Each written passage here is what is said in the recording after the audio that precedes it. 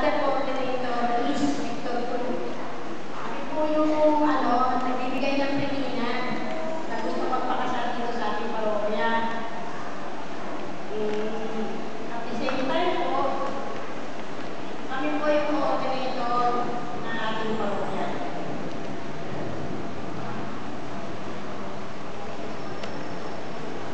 Nang mag-dalawa ng tanghali, nagdilim sa lupain hanggang sa ikatlo ng hapon. Nawalan ng liwanag ng araw at ang tanging ng templo ay napunit sa gitna.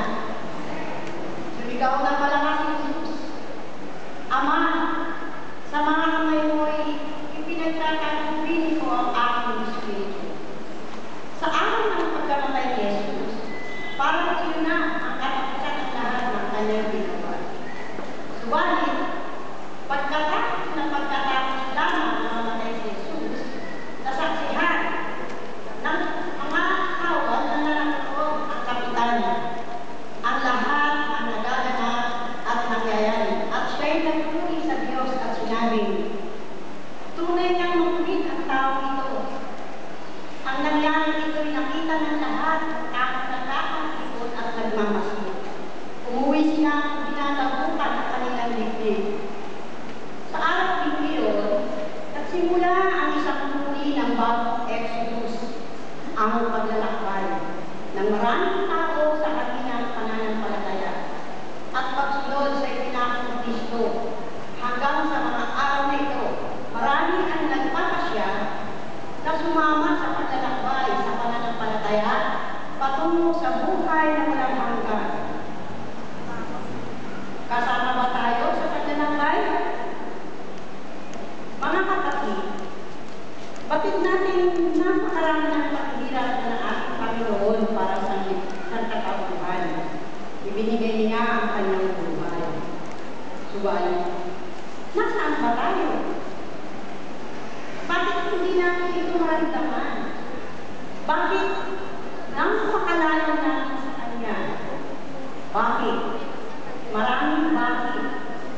Siya ang madalas nating sinisisi sa mga hindi magandang nangyayari sa ating buhay. Minsan, mahaba na rin panahon na nakalipas eh. Tuwing maalala ko yung buhay namin mag-asawa, manukot. Para naiiyak-iyak na ako. Katatapos lang kung noon ko mag-graduate ng high school, na ako nag-asawa. Napakabata. Siyempre, asahan mo sa aamsa. Siyempre, sa parents mo. Marami kaming nalilig noon, hindi maganda. Kaya nagpasya kami ng lumayo.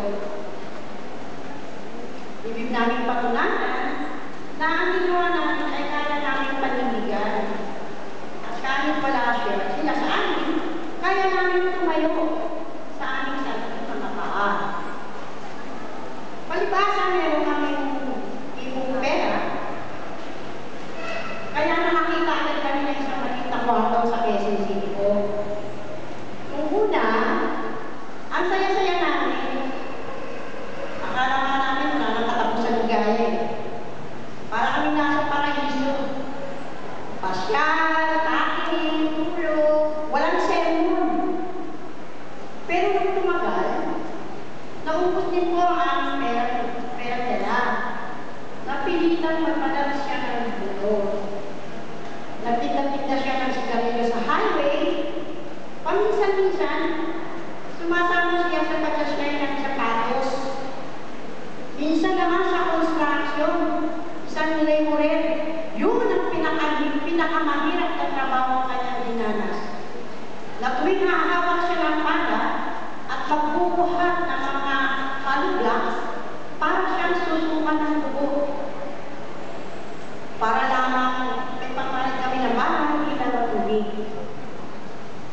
Sa bigat ng kanyang trabaho at sa kanyang bata pang katawan, bumigay ito, nagkasakit siya. Naramdaman na ang mag-asawa ang totoong hirap, ang totoong sakit at ang kalungkutan.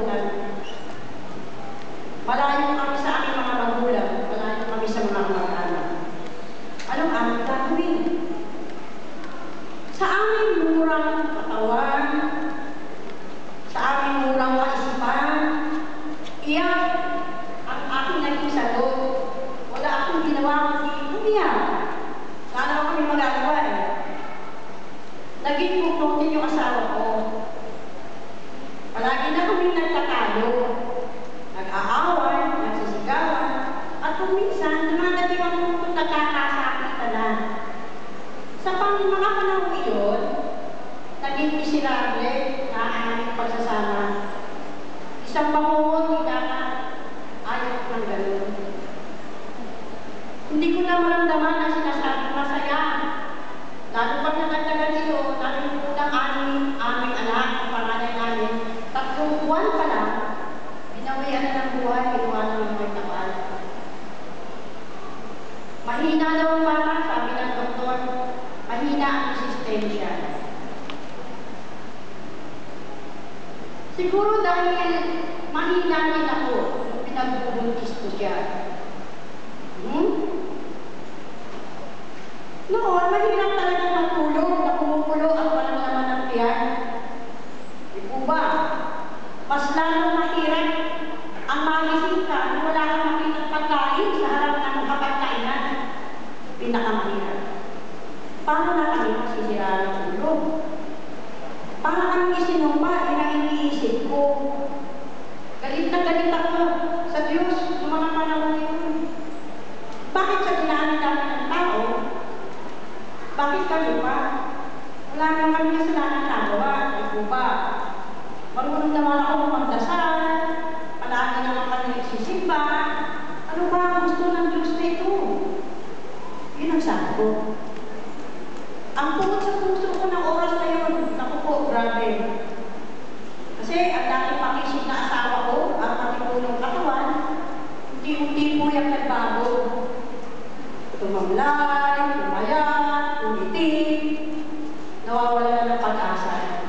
Makakaawa-awa kaya kami sa ganung buhay? Hindi pa rin namin inisip noon na sumurrender sa mga parents ko. Sa halip, nagpasya ako na ako naman.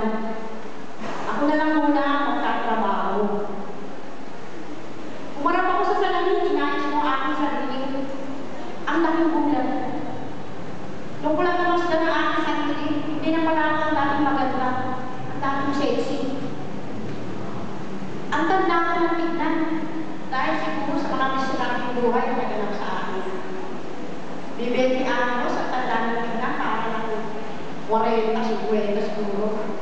Nagbagong aking mukha, masyadong payat, malalo ang aking mga mukha. At umiting ko ang aking mga mukha.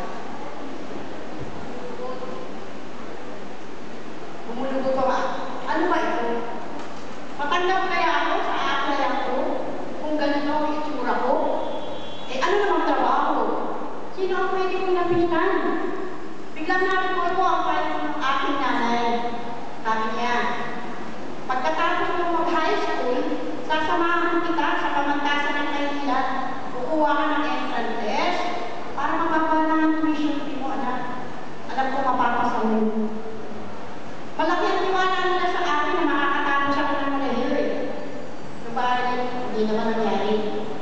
Binigo ko silang lahat. Naging makasarili ko sa panahon yun. Sabi nga nila, wala ko na. Hindi ko na pinipin talaga ang edukasyon na siyang ipamamana sana sa akin. Nung time na yun, ganito yung panahon, nakatayo ng mag-asawa sa loob ng simbahan. Walang visa eh. Ang tiyan tao.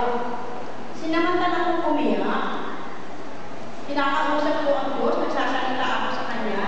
Ang sabi ko, Lord, galit na galit ako sa iyo, alam mo ba yun? Kinakausap ko siya. Bakit naman po sobrang mahirap na pinagiging ninyo sa akin? Marami pang iba, maraming pangit na salita ang lumalabas sa akin. At habang nasa loob kami ng church, doon po unti-unti na pagnilayan lahat, ang lahat ng mga hindi magandang nangyari sa aming buhay. And at the back of my head, parang may bumulong sa akin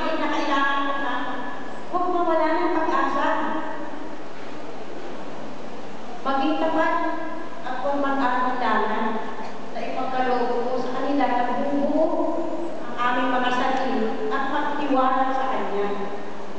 Sa Kanya. Sa Kanya na Yesu Kristo nakabayubay, nakapako sa krus. Alam mo, hindi sa kami kung bakit siya nakapako sa krus na yan. Alam namin yun. Kaya, nung kami napatawad, napaspasan na aking magulang, guminhawa ang aking pakiramdam ng mga panahon na yun. Nawala ako doon at galing sa aking mga puso. Nakaramdam ako ng kaibang saya, pero binuhiya ako sa Panginoon. Sa pinitiwang kong salita. Sino ako? Para magsalita ako ng gano'n sa Kanya. God is so good all the time. Sabi natin yan. Panahon na nakalipas. May sulat kami natanggap na pinagre-report ang aking asawa sa Armed Forces of the Philippines. Tapos Aguinaldo, tuwang-tuwa po kami. Alam namin, eto na. This is the day that the